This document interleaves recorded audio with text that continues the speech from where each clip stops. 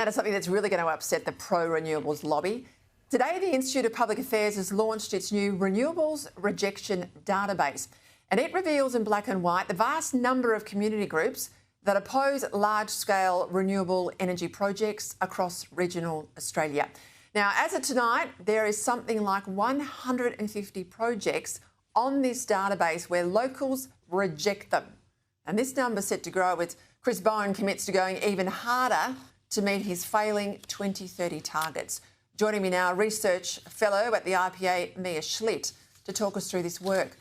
Well, it's hard to dispute the facts, Mia, and once you have this database, and we can all get on there and have a look at it and search it, you've brought together in one place a wholesale list of communities that are saying absolutely not. We do not want these projects to change our communities and our landscape forever. I think this is a very important project. Yeah, thanks for having me on, Peter. That's exactly right. I mean, for too long, we've had pro-renewable groups spinning this narrative that opposition to renewable energy projects are somehow isolated or they're fringe. And what we've done, our experience on the ground in the IPA, and as you've seen, visiting these regional communities, that's just not the case. There are farmers and landholders all across the country who are furious about the net zero policy and the way the rollout is affecting their lands. And they're banding together to stand up and say enough is enough. And for too long, we've had groups in the inner city advocating for these ideological goals to achieve net zero. But it's all well and good to say when these projects aren't being built in their backyard, they're not having transmission towers constructed across their land. And when you put these groups together, you can see that this opposition is not isolated. It's national and it's growing and it's organised. All right, so you've got a good appreciation of the grassroots opposition. What would your advice be to Liberals? Because they're going to meet to discuss this very issue on Friday. What would you say to them? Well, yeah, we know the coalition is meeting this week to decide a position on net zero. And what I would say is that, look, the Australians have not had an opportunity to have their say on its net zero. We've had bipartisan support for net zero at the last two elections.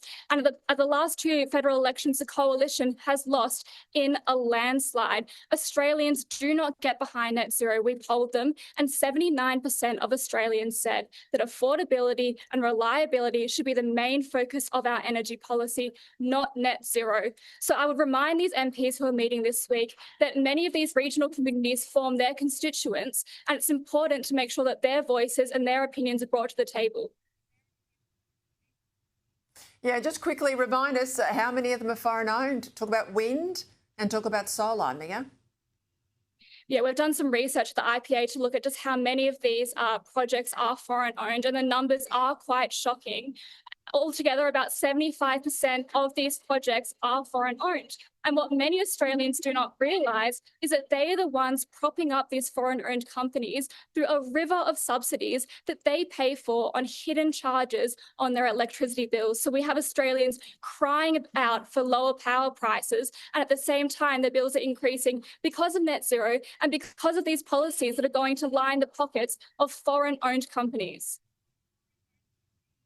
You're not wrong, and they sweep in, they get the subsidies, the company sells on the project to the next one who gets the subsidies, and they sell it on again.